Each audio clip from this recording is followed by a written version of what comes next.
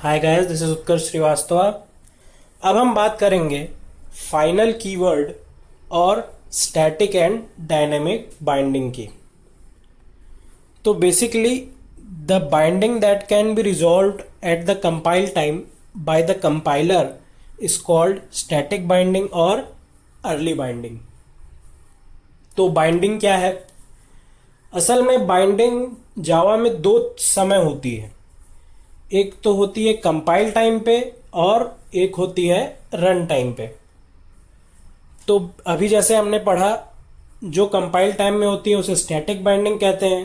तो इसका मतलब है जो रन टाइम पे होती होगी उसे डायनेमिक बाइंडिंग कहेंगे। पर बाइंडिंग का मतलब क्या है? तो जब आप कोड को कंपाइल करते हैं तो बहुत से केसेस में कंपाइलर हर मेथड कॉल को देखेगा। जैसे मैंने आपको बताया था कि जावा में कंपाइलेशन किस तरह से होता है, it is a mixture of interpretation and compilation.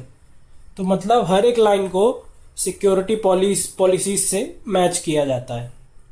तो बेसिकली अगर कोई मेथड कॉल की स्टेटमेंट आती है आपके कोड में, तो कंपाइलर नॉर्मली उसे किसी मेथड से लिंक कर देता है। यानी कि अगर आपने कहीं किसी ऑब्जेक्ट से कोई मेथड कॉल किया, मान लीजिए प्रिंट नाम का, तो उस स्टेटमेंट को कंपाइलर प्रिंट मेथड से लिंक कर देगा।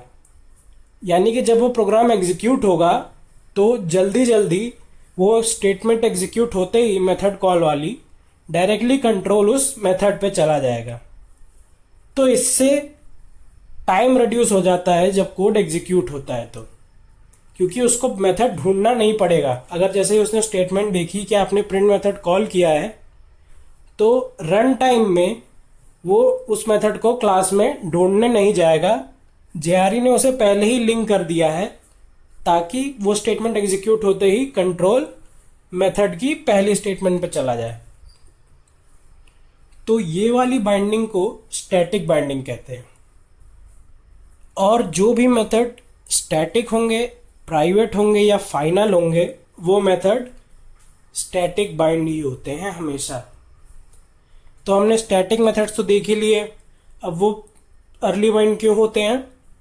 वो इसलिए होते हैं क्योंकि उनकी एक ही कॉपी मेंटेन्ड होती है, उन्हें दूसरी क्लासेस इनहेरिट नहीं कर सकती। तो उनकी एक ही कॉपी मेंटेन्ड होगी तो कंपाइलर उसे आसानी से बाइंड कर सकता है at the time of compilation, बिना किसी रिस्क के। कि आप उसी नाम से कोई और मेथड बना देंगे तो कंपाइलर कंफ्यूज हो जाएगा कि उसे कौन सा मेथड कॉल करना है। अब प्राइवेट मेथड्स में स्टैटिक बाइंडिंग क्यों होती है? क्योंकि वो इनहेरिट ही नहीं होते। तो इस केस में उनकी एक ही कॉपी मेंटेन रहेगी सुपर क्लास में। आपने जब सब क्लास का ऑब्जेक्ट बना के वो मेथड कॉल भी किया तो वो सुपर क्लास वाला मेथड ही कॉल करेगा। अब फाइनल मेथड्स के बारे में समझने के लिए हमें फाइनल कीवर्ड का इस्तेमाल और मतलब समझना पड़ेगा।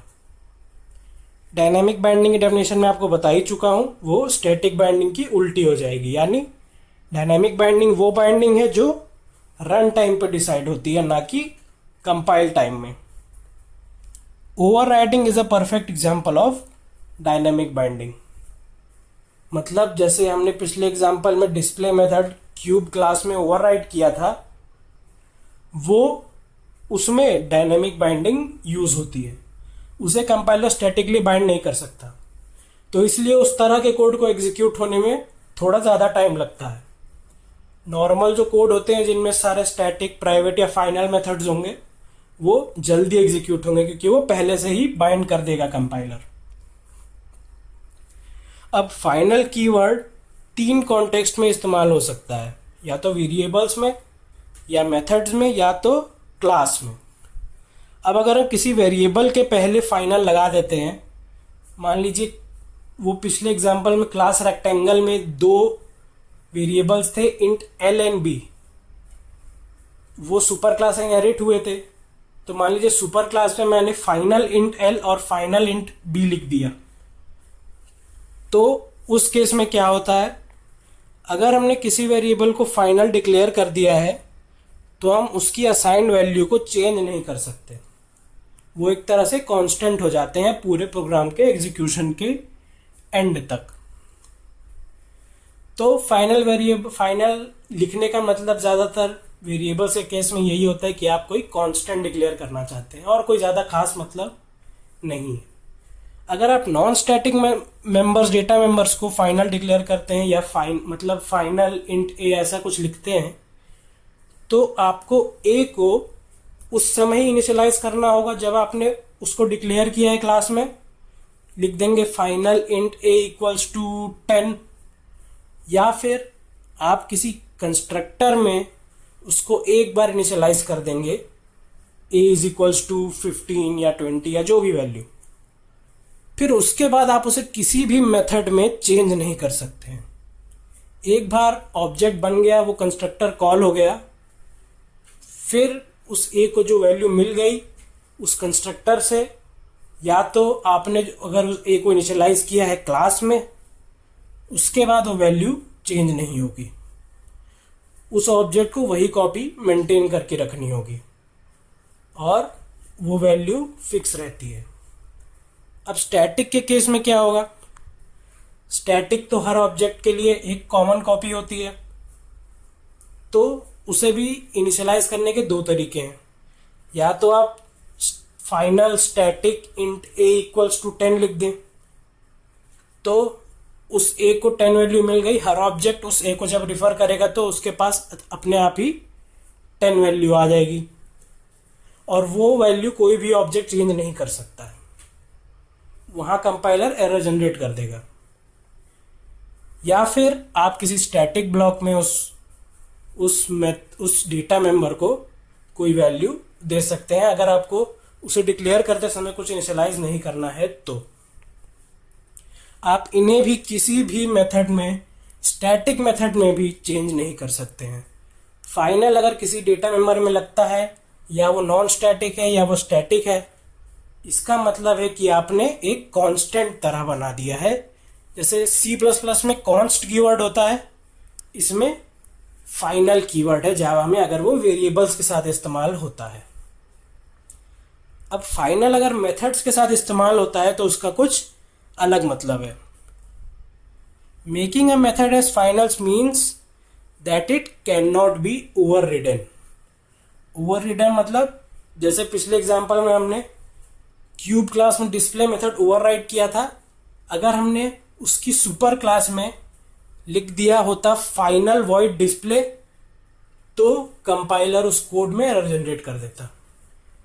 वो कहता कि वो display method can not be overridden. यह आता एरर कमांड प्रॉम्प्ट पे जब आप उस प्रोग्राम को एग्जीक्यूट करते। तो इसका मैंने एक छोटा सा एग्जांपल बनाया है, क्लास डिजाइन। उसमें एक फाइनल मेथड है फाइनल वॉइड प्रिंट, जो केवल प्रिंट कर रहा है इन सुपर क्लास डिजाइन्स प्रिंट। एक क्लास बनाई क्लास क्यूब, जिसने एक्सटेंड किया डिजाइन को, उसने ओवरराइड करना चाहा प्रिंट मेथड को, उसमें प्रिंट किया इन सब क्लास क्यूब्स प्रिंट।